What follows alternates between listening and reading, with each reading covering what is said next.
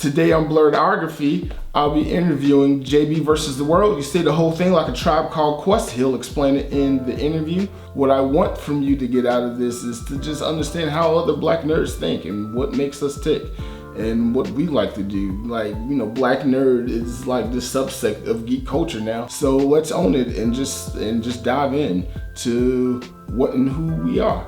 And probably call this episode JB versus Blerdography. I don't know. Blerdography versus JB. So sit back and watch, and I hope you're entertained.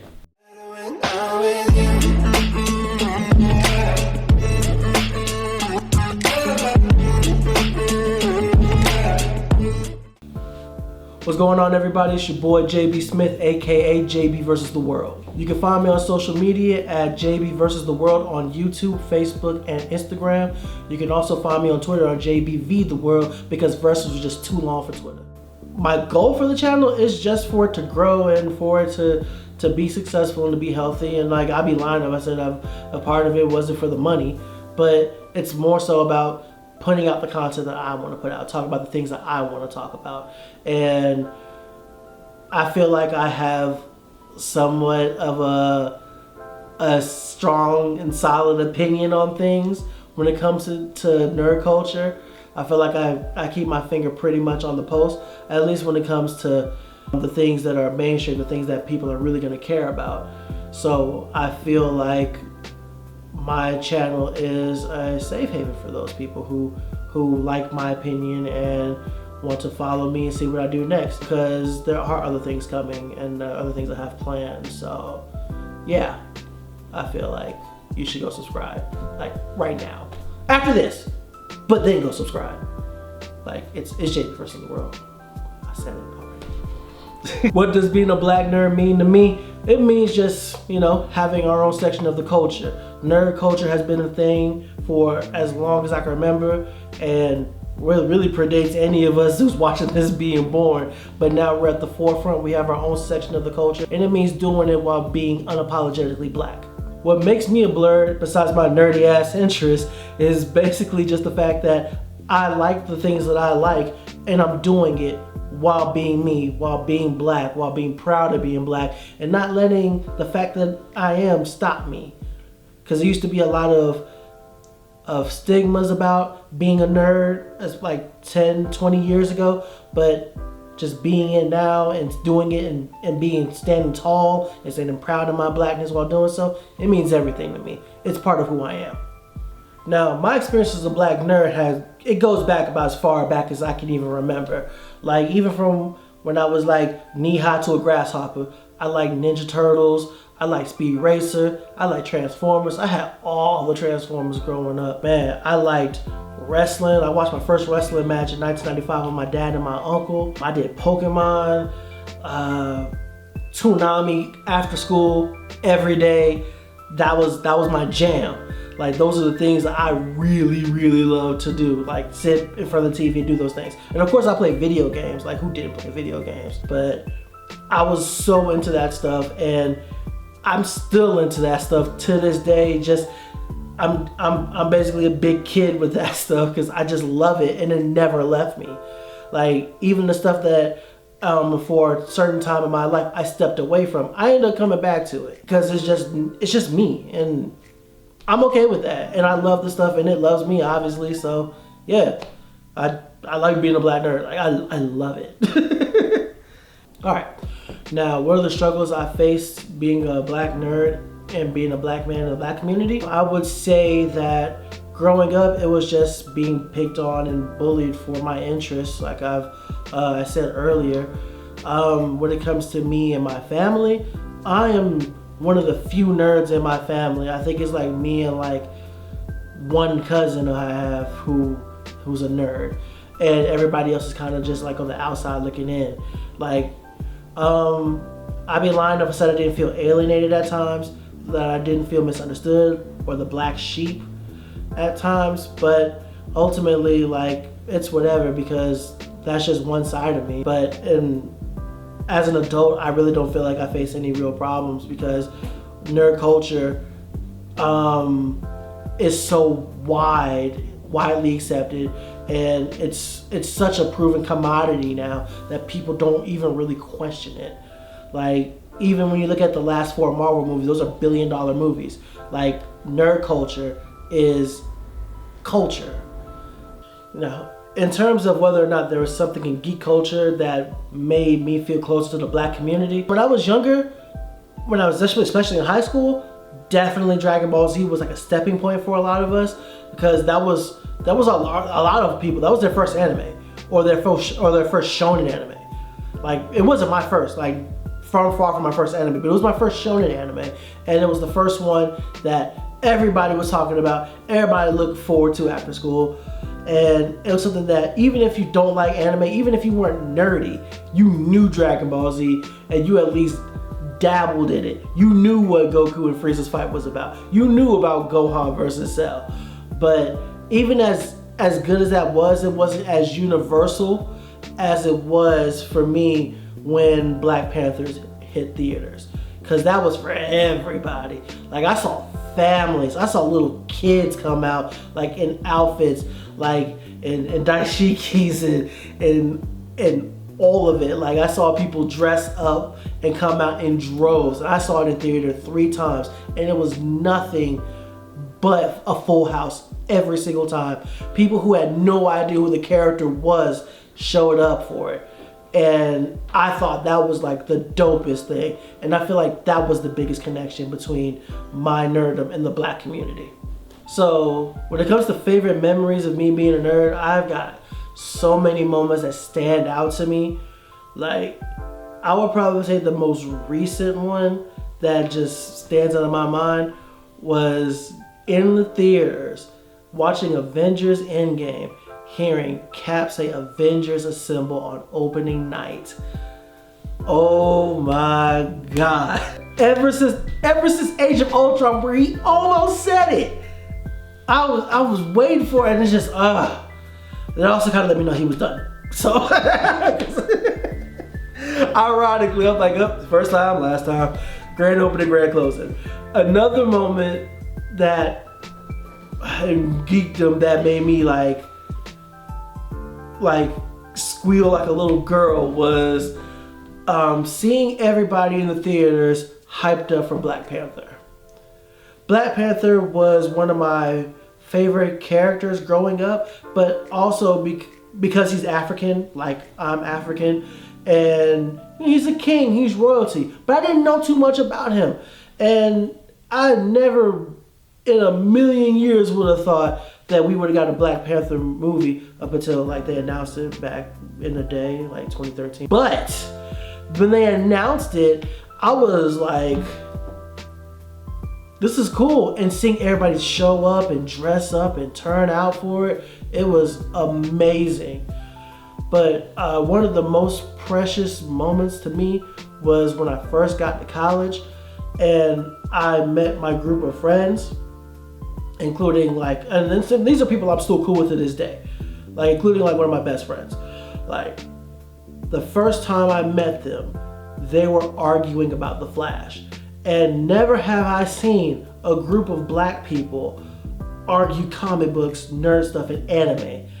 And we had knock 'em down, drag 'em out fights over our opinions about these things. That was the first time.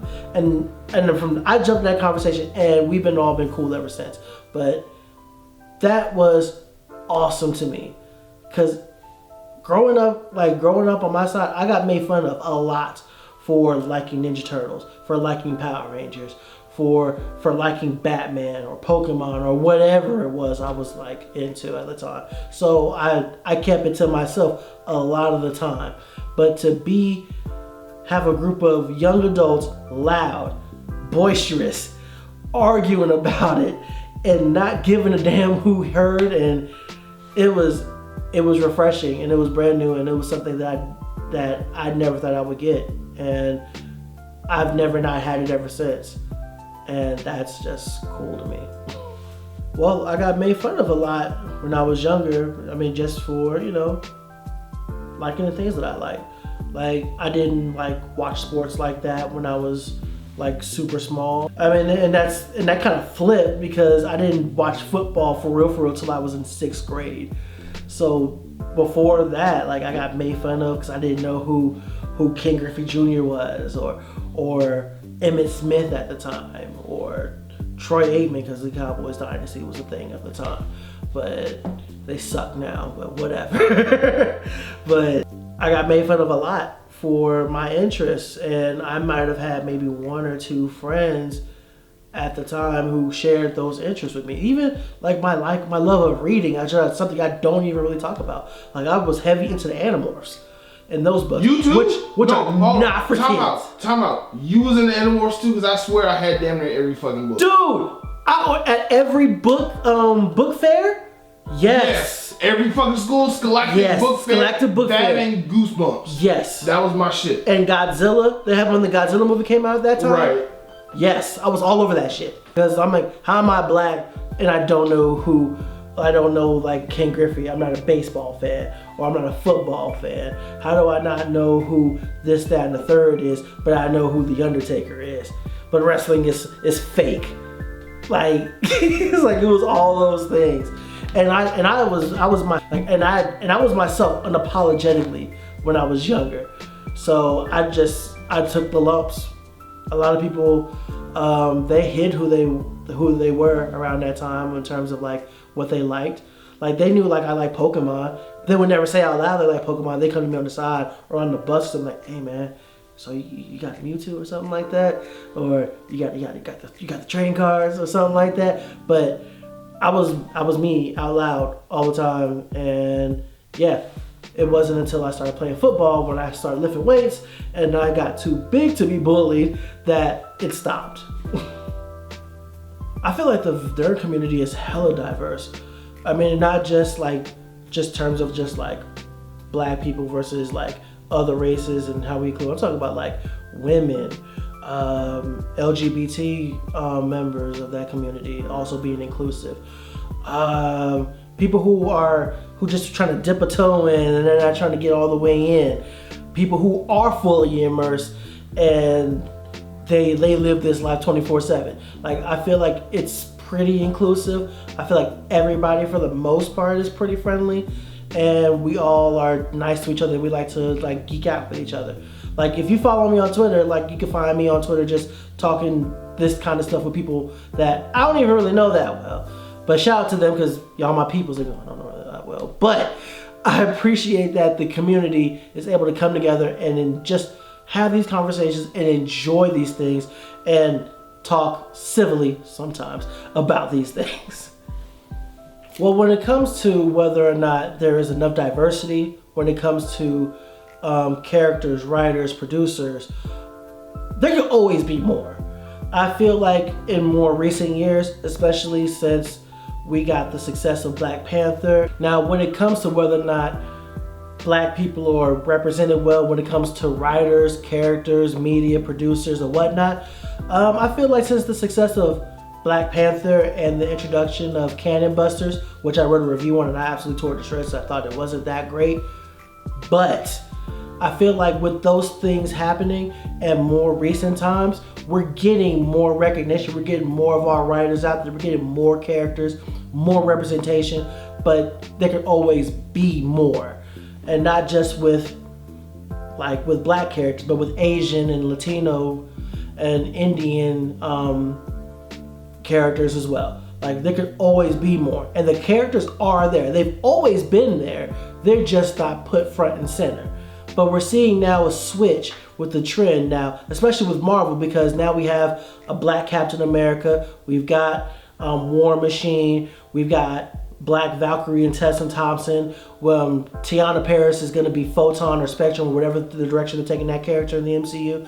And of course, we got all the characters from Black Panther who are surviving, like post Chadwick Boseman's death. Rest in peace to the great Chadwick Boseman. But the representation is there, it's growing, but it can always be more. If there's something I don't like about the culture, nerd culture, geek culture, is the fact that there are a lot of people who are gatekeepers, that are judgmental, that feel like they have the high ground over people who are new or trying to get into it, and shame them and chastise them just because they didn't know something. Like, I'm not gonna get on somebody who didn't know that Wanda wasn't the Scarlet Witch because Marvel never name dropped her in the movies. And if you watch those movies, you don't know that unless somebody told you. But everybody has a right to join the culture, have a right to be a part of the culture, and has a right to enjoy it, because it's there not just for us who've been there. Yeah, we're reaping the benefits of it, but it's for everybody. So yeah, gatekeepers, they go to hell. Like, they suck. I don't like you guys. But everybody else, man, cool. If you're new to it, man, welcome, join us. It's fun in here. What are things that I geek out to? Been like an anime for as long as I can remember, so definitely that. Cartoons, anime, comic books, wrestling, sci-fi stuff like Star Wars, fantasy, Lord of the Rings. Man, like, what don't I like? The fact that we get Marvel stuff all the time, like, is like the best thing ever to me, because like 15-year-old me couldn't have imagined that we'd be living in a world like this. There's so much stuff out there, and I just love all of it. Oh, Avatar too, definitely love Avatar. A lot of people like to say that wrestling is outside of nerd culture, but I think the two kind of go hand in hand, especially when you talk about how some of the performers, a lot of the performers are nerds, and their work is inspired by nerd. There is a wrestler right now named Xavier Woods from Stone Mountain, Georgia. Shout out to Stone Mountain. One of his finishers is called the Limit Breaker Elbow. And if you're a nerd, you know what the Limit Breaker is. There's another one, another wrestler, Kenny Omega. His finisher is the One-Winged Angel. Like, there are wrestlers that are nerds all over the place. They're part of the culture. They go to the cons, and they're just about as geeked out about this, and they try to implement it in what they do. So yeah, wrestling, part of the nerd culture, always has been. My favorite anime, cartoon, TV show, all that stuff. Well, let's see here. Yu Yu Hakusho is my favorite anime. I am a big Gundam fan. I love Avatar: The Last Airbender. Like, love that series. I love that world. I feel like it has like the best magic system of anything I've ever watched. Full Metal Alchemist, love it. Attack on Titan is so much trauma, but I love it. It's like a guilty pleasure. I love me some Power Rangers. I took a step back for a few years, but I came back. I mentioned before, I like pro wrestling. Roman Reigns and Sasha Banks are my two favorite, especially Sasha. I love you, Sasha. Smash Brothers, if you want some, come get some. Yeah, I like RPGs. And I just like stories. Like, that's just my big thing. I just like stories. And I feel like everything about me links back to my love of stories. Professional wrestling, stories. Avatar, stories. Power Rangers, stories. Like, anime, stories. I just like stories, man. Like, if you can give me a good story in any type of format, I'm there. So, yeah. Star Wars. I definitely love me some Star Wars. Grew up on it. Shout out to my godfather who got me a New Hope VHS when I was 3 years old for Christmas. So, you're the man. Star Wars versus Star Trek. Star Wars, easy. Like, but you said you grew up a Trekkie. I grew up a Trekkie, but I also grew up on Star Wars too. So, you hands down Star Wars. Hands down, easy. Okay. Easy. I like Jedi. Like, the Jedi just do it for me.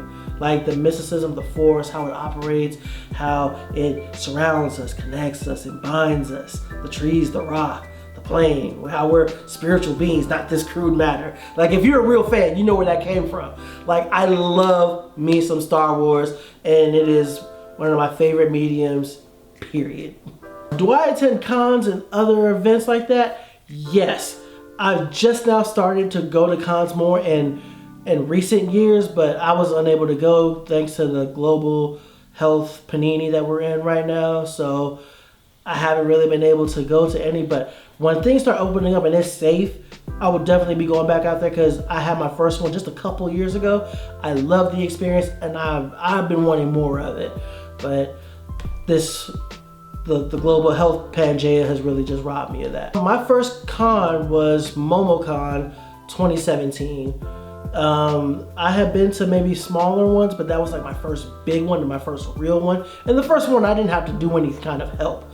And I got to do a whole lot of stuff. I got to see cosplay. I got to meet people. I got to go to the game room, which smelled horrible. But I got to go to like writers' rooms and other type of meet and greets with various people who did certain things, and it was just like life altering. I got to meet like some of the voice actors from like Dragon Ball Z, like shake their hands, take pictures. I got to see freaking Josh Keaton, who, if you know me, is one of my favorite Spider-Men. Like a space padre from Voltron. That was dope. I got to do a lot of that. I got to see Cree Summer. Like it was like an amazing experience. I've been wanting more of that. Like since then, and I haven't had it. But when things open up, I'm back in there. Believe that, because I need more of that. Y'all my people, and I love being around y'all. All right, so one of my favorite con memories of that 2017 MomoCon was meeting Christopher Sabat. He was cool, he was very funny, and anybody who knows me knows that I got a problem with Vegeta.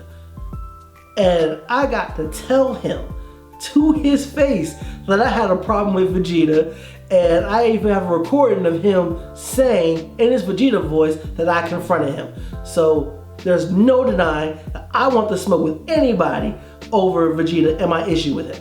I don't understand why everybody loves Vegeta so much. I don't get it. Like in Z, he literally made things worse most of the time. He got Goku killed, he got Trunks killed, he allowed Boo to be released, which in turn allowed thousands of planets and billions of lives to be extinguished. Yeah, it got cleaned up, but it wasn't because of him. So yeah, I don't understand why people love Vegeta so much. Like, cause he talks? I can talk. I can rant and rave and talk about how I'm gonna kick your butt and then lose ultimately. Yeah, we could do that. Show me my opponent. I can lose.